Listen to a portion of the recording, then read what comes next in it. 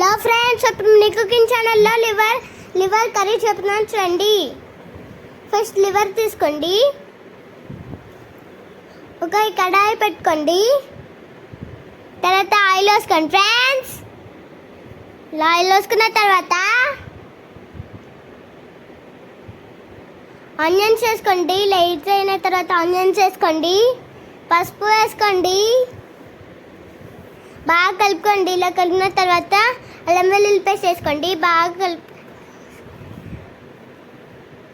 Liver వేసుకోండి, కారం వేసుకోండి, సాల్ట్ వేసుకోండి, పసుపు వేసుకోండి, ధనియాల పొడి వేసుకోండి, బాగా కలుపుకోండి. ఇలా కలిపిన తర్వాత మూత పెట్టి 10 నిమిషాలు ఉడకనివ్వండి. ఇలా ఉడికిన తర్వాత తీయండి. ఇలా లాస్ట్కి కొత్తిమీర పుదీనా వేసుకోండి, సర్వ్ చేసుకోండి. ఇలా సర్వ్ చేసుకున్న తర్వాత అంతే.